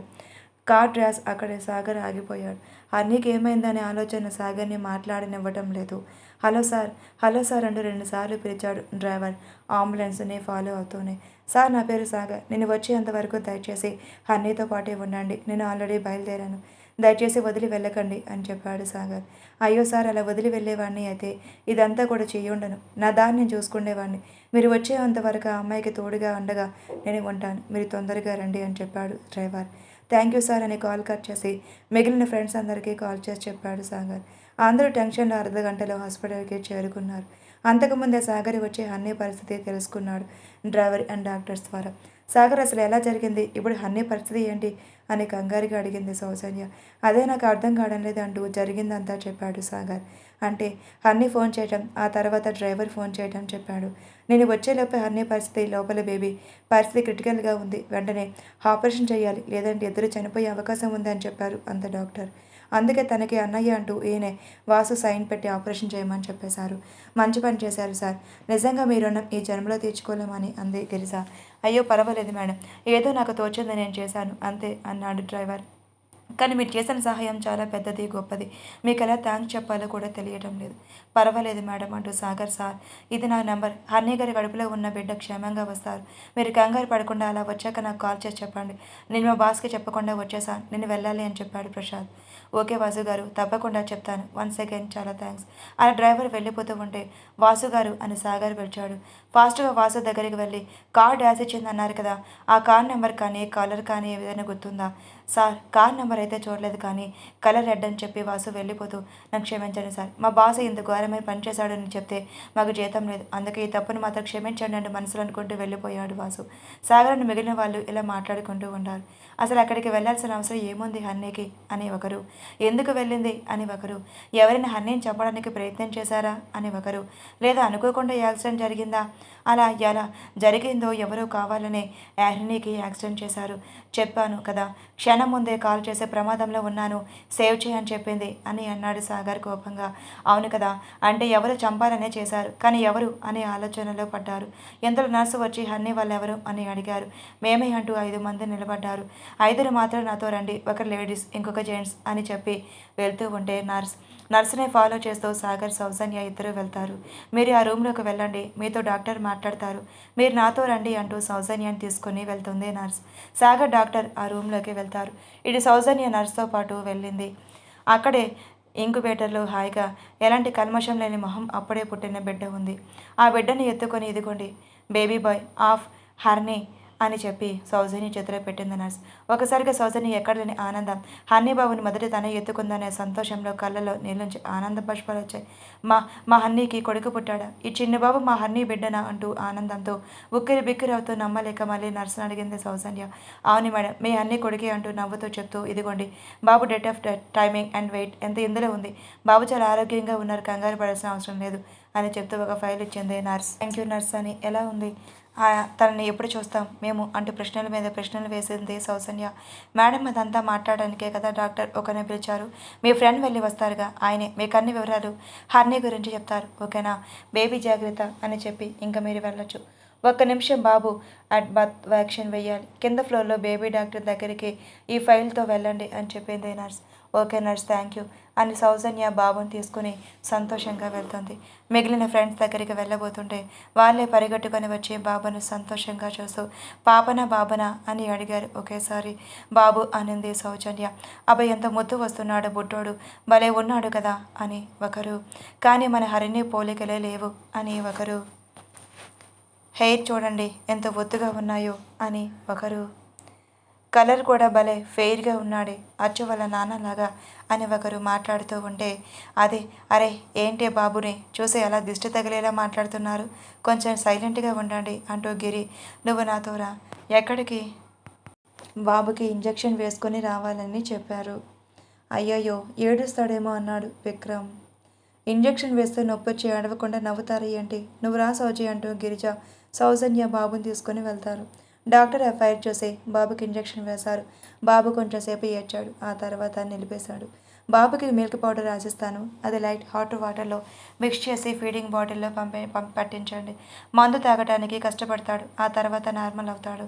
1 స్పూన్ పౌడర్ని 200 నీళ్ళల్లో మిక్స్ చేసి బాగా కలపాలి. నీళ్ళ పౌడర్ అలా ఉంటేనే అరుగుతుంది, లేదంటే కడుపు నొప్పి వచ్చి ఇబ్బంది పడతాడు బాబు. ఇలా చెప్తూ ఉంటే డాక్టర్ ఇద్దరు అయోమయంగా చూస్తున్నారు.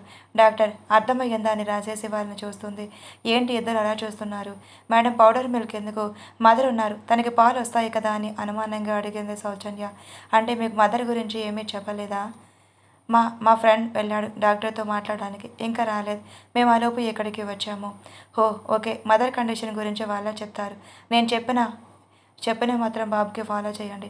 అండ్ 2 సిరప్లు ఇచ్చాము, అవి కూడా వాడండి అని చెప్పింది డాక్టర్. ఓకే మేడం అని ఒకరు కన్ఫ్యూజన్గా అండ్ టెన్షన్గా చూసుకుంటూ లేచారు. సౌజీ హర్నీకి ఏమై ఉంటుంది అని అడిగింది గిరిజ. నాకు అదే అర్థం కావడం లేదు అంటూ బాబుకు కావాల్సిన మెడిసిన్ పౌడర్ ఫీడింగ్ బాటిల్ తీసుకుని వెళ్ళారు.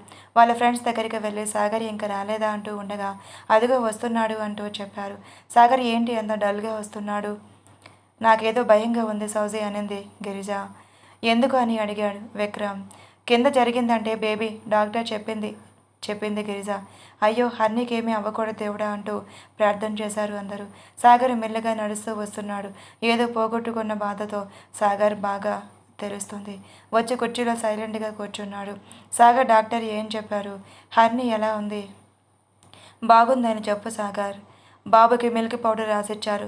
అప్పుడు హర్నీకి ఏమైందని ఒక్కొక్కరు ఒక ప్రశ్నలు వేస్తూ ఉన్నారు. సాగర్ ఒక్కసారిగా చిన్న పిల్లాడిగా ఏడవటం మొదలుపెట్టాడు ఏమీ చెప్పకుండా. అందరూ టెన్షన్ పడుతున్నారు. అలాగే వాళ్ళకి తెలియకుండానే సాగర్ ఏడుపు చూసి హరికి ఏదో అయ్యిందని మాత్రం అర్థమవుతూ వాళ్ళ కళ్ళల్లో కూడా కన్నీళ్లు దూసుకుపోతూ ఉన్నాయి బయటకి. నలుగురు సాగర్ చుట్టూ చేరి సాగర్ ఎందుకు ఏడుస్తున్నావు, ప్లీజ్ చెప్పు, హర్నీకి ఏమైందని అంటూ అడుగుతున్నారు. హర్నీక్ అంటూ ఏడుస్తూ డాక్టర్ ఏం చెప్పాడు అది అంతా చెప్తూ ఉన్నాడు సాగర్. డాక్టర్ అండ్ సాగర్ మాటలు. ఎక్స్క్యూజ్ మై సార్ అన్నాడు సాగర్. ఎస్ కమిన్ అన్నాడు డాక్టర్. సార్ హర్నీ గురించి మాట్లాడాలి అని రమ్మని చెప్పారంట. అవును కూర్చోండి. సాగర్ కూర్చున్నాడు. మీరేమవుతారు హర్నీకి? నా పేరు సాగర్ సార్, మేము చిన్నప్పటి నుంచి బెస్ట్ ఫ్రెండ్స్. ఆయన వాళ్ళు ఎవరూ లేరా? భర్త అన్నాడు డాక్టర్. అది కొంచెం హర్నీ వాళ్ళ హస్బెండ్కి తనకు కొన్ని సమస్యల వల్ల దూరంగా ఉన్నారు, కానీ తొందరలో మళ్ళీ కలుస్తారు. It's okay. ఇంకెవరైనా బంధువులు ఉన్నారా? అమ్మా నాన్న అంటూ. తను చిన్నప్పుడు అమ్మా నాన్న చనిపోయారు, ఒక చెల్లి మాత్రం ఉంది.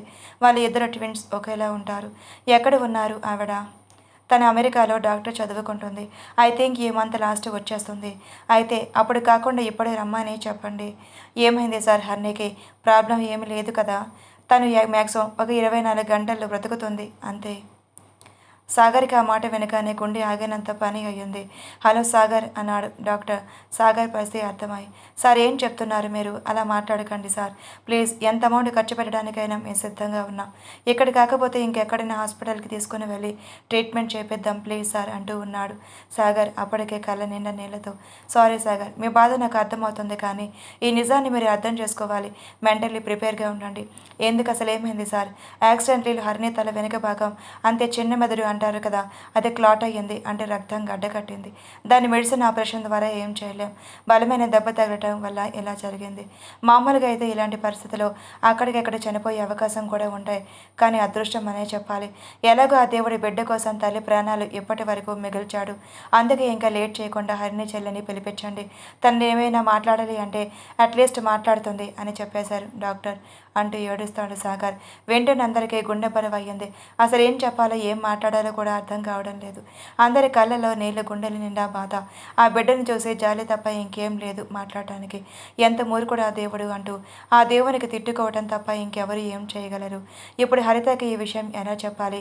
మనల్ని నమ్మి మనం చూసుకుంటామని అక్కని వదిలి వెళ్ళిన హరితకి ఇప్పుడు మీ అక్క చనిపోయిందని వచ్చి ఆఖరి చూపులు చూసుకొని ఎలా చెప్పాలి అంటూ బాధపడుతూ ఉన్నాడు సాగర్. తప్పదు కదా సాగర్, లేకుంటే కనీసం ఆఖరిసారి కూడా మా అక్కతో మాట్లాడనివ్వలేదు అని, చూడనివ్వలేదు అని మనల్ని అంటుంది. అది అసలు భరించలేమన్నాడు విక్రమ్. నిజమే సాగర్, విక్కీ చెప్పింది. ముందు హరితకి కాల్ చేయి, మనకి ఎక్కువ సమయం లేదు. సాగర్ ఫోన్ తీసుకొని కాల్ చేస్తాడు. అప్పటికే సమయం సాయంత్రం 5 గంటలు. ఇక్కడ సాయంత్రం అంటే అమెరికాలో మోస్ట్లీ తెల్లవారబోతూ ఉంటుంది అనుకుంటున్నాం. సారీ, అదే కరెక్ట్గా తెలియదు. నిద్రపోతున్న హరిత నెంబర్ చూడగానే హలో అంటుంది. హరి, నేను సాగర్ని. సాగర్ పేరు వెనుకనే ఎందుకో గుండె జల్లుమంది.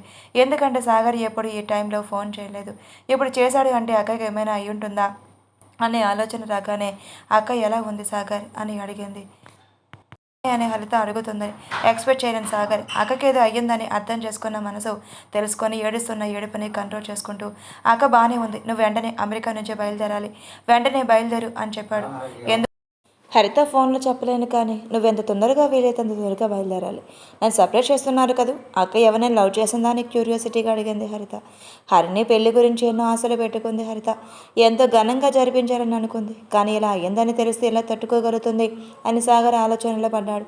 సాగర్ చెప్పు హరిత, నీకేమైంది, ఎందుకంత డల్గా మాట్లాడుతున్నావు? అబ్బా హరి ప్లీజ్, టైం వేస్ట్ చేయకుండా బయలుదేరు. ఎప్పటి వరకు బయలుదేరు అంటే ఏ ఫార్మాలిటీస్ ఉంటాయిగా, అందులో మాకు ఈరోజు డాక్టరేట్ పట్టాలు కూడా ఇస్తున్నారు. నీకు తెలుసు కదా నేనే కాలేజ్ టాపర్ అని. హరి ఇప్పుడు దానికి అంత సమయం లేదు, ప్లీజ్ నువ్వు ముందు ఇక్కడికి రా. సాగర్ ప్రవర్తన మాటల్లో ఏదో తేడా కొడుతుంది హరితకి. సాగర్ నిజంగానే అక్క బాగానే ఉంది కదా? హరినికి యాక్సిడెంట్ అయ్యింది.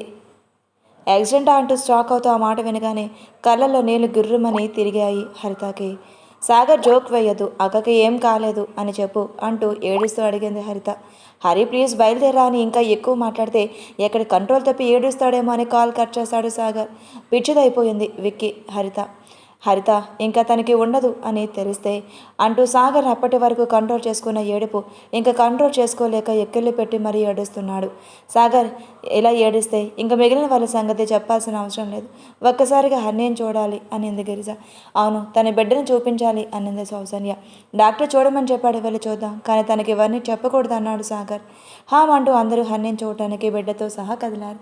ఇటు సాగర్ కాల్ కట్ చేయగానే హరితకి అక్కకి ఏమయ్యింది ఉంటుంది అన్న ఆలోచనలో నిలకడ ఉండనివ్వలేదు. ఎవరికి చెప్పకుండా ఉన్న పలంగా బయలుదేరి ఎయిర్పోర్ట్కి చేరుకుంది. ఫ్లైట్ టేకప్ అవుతూ ఉంటే హరిత గుండె వేగం పెరిగింది. ఎందుకో ఆ క్షణంగా అపక్షకనంగా అనిపించింది హరితకి. గుండెని అరచేతిలో పెట్టుకుని దేవునికి దండం పెట్టుకుంటూ అక్కకి ఏం కాకూడదు స్వామి ప్లీజ్ అని మొక్కుకుంటూ ప్రయాణం సాగిస్తుంది. ఇటు ఐసీయూలో ఆక్సిజన్ మాస్క్ పెట్టుకుని శరీరం చుట్టూ మానిటర్కి సంబంధించిన వైర్లతో హర్నీని చూస్తూ ఉంటే అందరికీ గుండె తరుక్కుపోతుంది. నెమ్మదిగా అడుగు వేసుకుంటూ అందరూ హర్నీ దగ్గరికి వెళ్ళారు.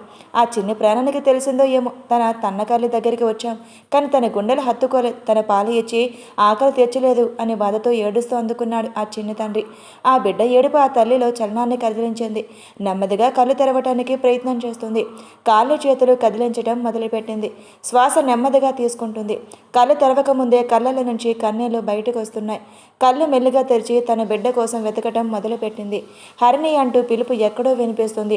హరిణి ఇటు చూడు, ఇదిగో నువ్వు కన్న కొడుకు అనే మాట వినిపించి అటువైపు చూసింది మెల్లగా తల తిప్పుతూ.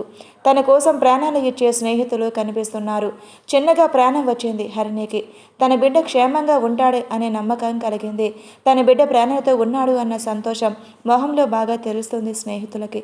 హరి నువ్వు బాగానే ఉన్నావు, కంగారు పడాల్సిన అవసరం లేదు, ఇదిగో బాబు పుట్టాడు నీకు చూడు, చాలా అందంగా క్షేమంగా ఆరోగ్యంగా ఉన్నాడు అని చెప్పింది సౌజన్య మాటలు వింటూ తన కన్న బిడ్డను చూస్తూ ఉంది హరిని. కళ్ళల్లో నీళ్లు కారుతూనే ఉన్నాయి. కళ్ళ నీళ్లను తుడుస్తూ నీకేం కాలేదు హరి, ఎందుకు ఏడుస్తున్నావు, అన్నీ బాగా జరుగుతాయి అనే భరోసా ఇస్తున్నాడు సాగర్ని చూసి అసహనమైన ఒక నవ్వు వచ్చింది హరిని. చిన్న మాస్క్ తీయడానికి ప్రయత్నం చేస్తుంది. మాస్క్ తీయకూడదు హరి అన్నాడు సాగర్ చేతులు పట్టుకుంటూ. మాట్లాడటానికి ప్రయత్నం చేస్తుంది హరిని. ఏమైనా మాట్లాడాలా? అవును అన్నట్లుగా తల ఊపింది. చెప్పు. మాస్క్ తీసింది.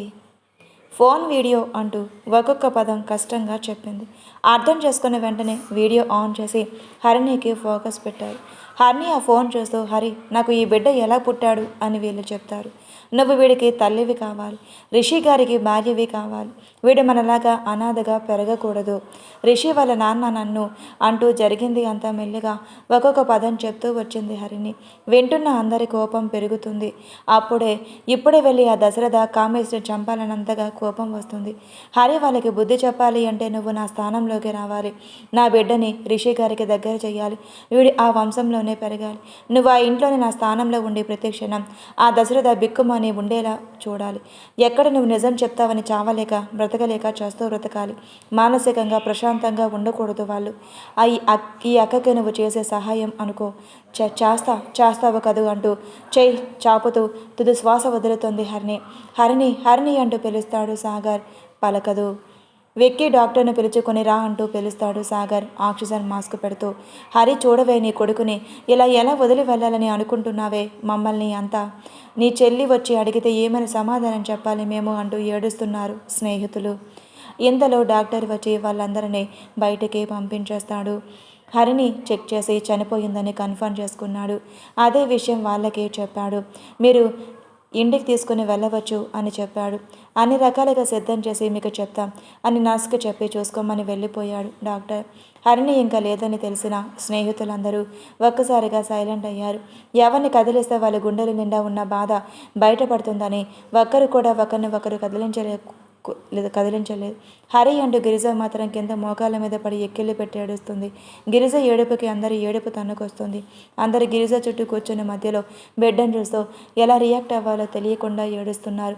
అన్నీ సిద్ధం చేసి అంబులెన్స్లో హరిణి వల్ల ఉన్న ఏరియాకి హరిణి డెడ్ బాడీ తీసుకుని వెళ్ళారు. ఏరియాలో అందరూ ఏంటి అంబులెన్స్ అని చూస్తున్నారు.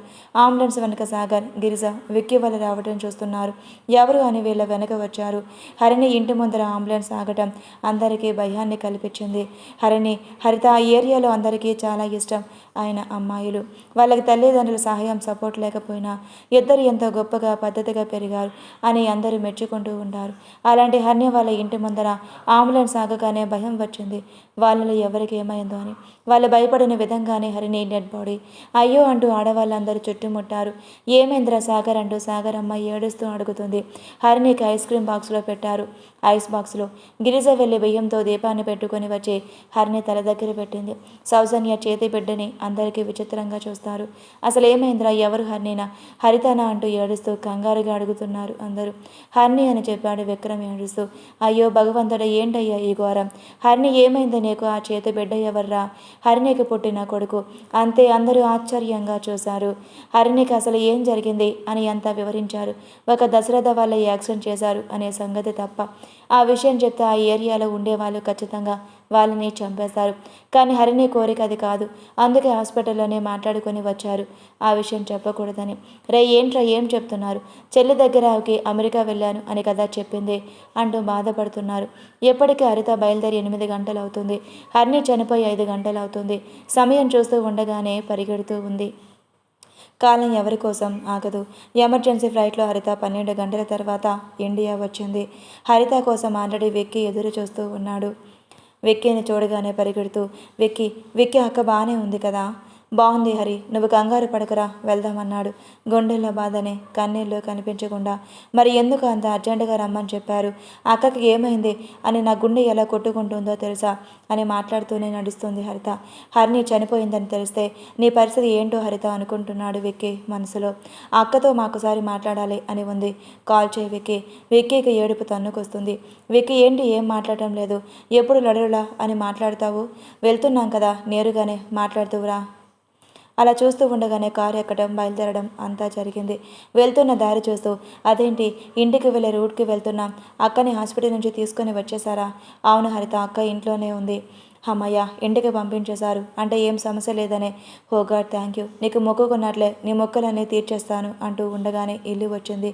ఏంటి అక్కని చూడటానికి ఏరియా మొత్తం వచ్చున్నారు. వెక్కి ఏడుస్తున్నట్లు ఉన్నారు. ఎందుకు? వెక్కి నుంచి ఎలాంటి సమాధానం రాదు. వెక్కి నిన్ననే అడుగుతుంది అంటూ తల ఇలా తిప్పుతుంది. వెక్కి కళ్ళ నిండా కన్నీళ్ళు. వెక్కి ఎందుకు ఏడుస్తున్నావు? నిన్నే ఎందుకు ఏడుస్తున్నావు? అక్క హరిణి అంటూ ఇంకా వెక్కి వాళ్ళ కంట్రోల్ చేసుకోలేక ఏడుస్తున్నాడు. హరితకి ఏదో అయ్యిందని మాత్రం అర్థమవుతుంది కానీ నో నో అంటూ ఫాస్ట్గా కారు నుంచి దిగింది. కానీ అడుగులు తడబడుతున్నాయి. అక్కని ఎలాంటి పరిస్థితుల్లో చూడాలా అని గుండె ఆగిపోతుంది.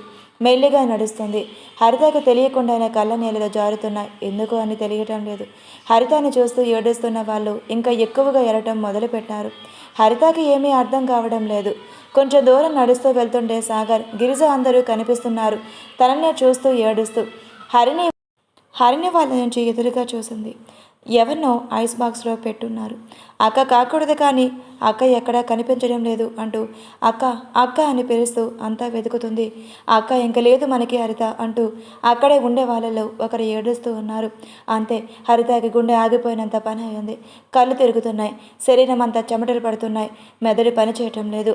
ఎవరు ఎవరు అలా అనింది? నన్ను వదిలిన అక్క ఎక్కడికి వెళ్ళదు. అక్క అక్క అంటూ మళ్ళీ పిలుస్తుంది హరిత. హరిని కనిపించేలా అందరూ తప్పుకున్నారు. ఒక్కసారి గల జీవస్థంగా పడి ఉన్న హరిని చూసి అక్కడే కళ్ళు తిరిగి పడిపోయింది హరిత. సాగర్, గిరిజ, విక్కీ అందరూ వచ్చి హరితాని పట్టుకొని పిలుస్తున్నారు.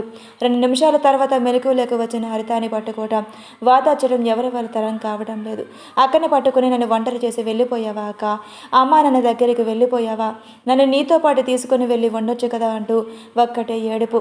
హరిత గుండెల్లో బాధ ఎన్ని కన్నీళ్లు కార్చినా తీరటం లేదు, కన్నీళ్లు ఆగటం లేదు.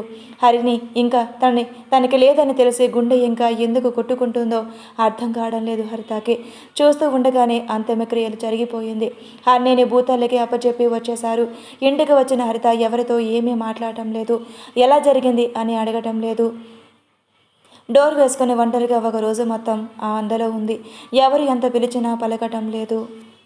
ఇంకా అలాగే వదిలేసి హరితను కూడా పోగొట్టుకుంటారనే భయంతో డోరు బద్దలు కొట్టుకొని సాగర్, విక్కీ, గిరిజ, సౌజన్య వెళ్ళారు. హరి ఏంటిది? వెళ్ళిపోయిన హరినితో పాటే నువ్వే కూడా వెళ్ళిపోతావా? ఏం మాట్లాడటం లేదు. హరిత ప్లీజ్ ఏమైనా మాట్లాడు, ఇదిగో నీళ్లు తాగు. సమాధానం రావడం లేదు కదా, చలనం కూడా లేదు. హరితకి ఏమయ్యింది అని భయపడుతూ హరిత అంటూ గట్టిగా పిలిచాడు సాగర్. ఆయన హరితలో ఎలాంటి చలనం లేదు, ఊపిరి తీసుకుంటుంది అంతే. సాగర్ అరుపుకి సౌజన్య చేతిలో ఉన్న హరిని కొడుకు ఏడవటం మొదలుపెట్టాడు. ఆ ఏడుపుకి హరితాల చలనం వచ్చి ఈ లోకంలోకి వచ్చి ఆ బిడ్డ వైపు చూస్తుంది. అందరూ షాక్ అయ్యారు. ఇదేమోనో బహుశా రక్త సంబంధం అంటే అని అందరికీ కళ్ళు చెమర్చాయి. హరిత అంటూ మెల్లిగా పిలిచాడు సాగర్. హరిత సాగర్ను చూస్తూ కోపంగా చెంప మీద ఒక్కడిచ్చింది. అందరికీ హరిత మీద కోపం రాలేదు. హరిత గుండె కోత అర్థమయ్యింది. ఎక్కడ నా అక్క అంటూ సాగర్ షర్ట్ పట్టుకొని నిలదీస్తుంది. ఇంతలో ఒక పిలుపు, హరిత అంటూ మెల్లగా. ఆ పిలుపు విని సాగర్ షర్ట్ వదిలి అటువైపు చూసింది హరిత.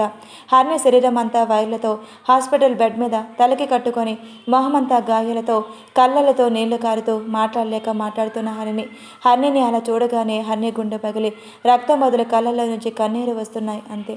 అక్క అంటూ విక్కీ చేతిలో ఫోన్ తీసుకుని గుండెకి హత్తుకుంటుంది హరిత. అక్క ఏమైంది అక్క నీకు? ఎందుకు నన్ను అనాథను చేసి వెళ్ళిపోయావు అంటూ ఏడుస్తూ ఉంది హరిత. మళ్ళీ హరిని మాటలు మెల్లిగా వినిపించడం మొదలయ్యింది. హరిత ఏడుస్తూనే హరిని చెప్పిందంతా వినింది.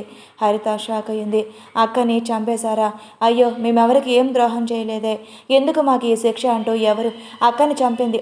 వాణ్ణిని చంపేస్తానే అంటూ కోపంతో రగిలిపోతున్న హరితకి మరి ఈ బిడ్డ పరిస్థితి ఏంటి హరిత అంటూ సౌజన్య బిడ్డను చూపించింది. అసలేం జరిగింది? బిడ్డ ఎలా పుట్టాడు? హరిని రిషిని ఎలా కలవాలి అనుకుందో అంతా చెప్పారు. కానీ మాకు కూడా చెప్పకుండా రిషిని కలవడానికి వెళ్ళి ఇలా ప్రాణాలు పోగొట్టుకుంటుందని చెప్పారు ఫ్రెండ్స్. హరితకి ఇప్పుడు ఒక బాధ్యత అప్పచెప్పి వెళ్ళిపోయింది హరిని. బిడ్డను చేతిలోకి తీసుకుంటూ ఇంక వీడి నా కొడుకు, నేను రిషిని పెళ్లి చేసుకుని వీడి నాన్నని వీడికి ఇస్తాను. ఏ దశరథ అయితే నా అక్కకి చావు కారణమయ్యాడో వాడి ఇంటికే కోడలుగా వెళ్తాను. వాడి ముందరే తిరుగుతూ వాడిని మనశ్శాంతి లేకుండా చేస్తాను అని చెప్పింది హరిత. కానీ హరిత మనం రిషిని అలా కలవటం, రిషికి పెళ్ళి ఎప్పుడు? ఇంకో 2 నెలల్లో. అప్పుడే పెళ్లి మండపంలోనే కలిశాము. నేను వీడిని నాన్న అని అదే కళ్యాణ మండపంలోనే పెళ్లి చేసుకుంటాను అంటూ ప్లాన్ చేసి మిమ్మల్ని పెళ్లి చేసుకుంది.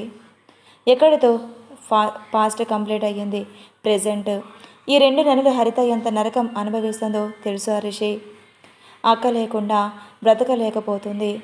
కానీ బిడ్డకి తల్లిగా ఆయన బ్రతకాలి అని బ్రతుకుతుంది అంతే. సాగర్ మాటలు వింటున్న రిషి అండ్ సలీం కళ్ళల్లో కూడా కన్నీళ్లు కారుతున్నాయి. ఏం మాట్లాడాలో అర్థం కావడం లేదు రిషికి. తన ప్రాణాలు కాపాడిన ఆ అమ్మాయి కడుపులోనే నా ప్రతిరూపాన్ని పెంచి ఆఖరికి తన ప్రాణాలను కోల్పోయిన ఒక అమ్మాయి, ఇంకోవైపు అక్క బిడ్డ కోసం తన జీవితాన్ని త్యాగం చేసిన అమ్మాయి. ఈ ఇద్దరి అమ్మాయిల జీవితంలోకి నేను అనే వాణి రాకుండా ఉంటే వీళ్ళిద్దరూ ఎంతో సంతోషంగా ఉండేవాళ్ళు కదా అన్నాడు రిషి. వాళ్ళ జీవితం నాశనం అయ్యింది మీ వల్ల కాదు రిషి, మీ నాన్న వల్ల. మీరు ఎలాగైతే ఇప్పుడు హరితని పెళ్లి చేసుకున్నారో నిజం తెలిసాక హరిని అలాగే పెళ్లి చేసుకుని ఉండి ఉంటారు. అప్పుడు హరిత కూడా తనకి నచ్చిన డాక్టర్ వృత్తిలో సంతోషంగా ఉండేది. ఇలా వాళ్ళ ఇద్దరు జీవితాలతో ఆడుకుంది మీ నాన్న. డబ్బులు ఉన్నాయి అనే అహంకారం అలా చేసింది. కడుపుతో ఉంది అని కూడా జాలి దయ లేకుండా రాక్షసులా మార్చింది అని సాగర్ చెప్తూ ఉంటే రిషి పిడికిలు బిగించుకున్నాడు. కథ కొనసాగుతుంది. Please like and subscribe for more videos.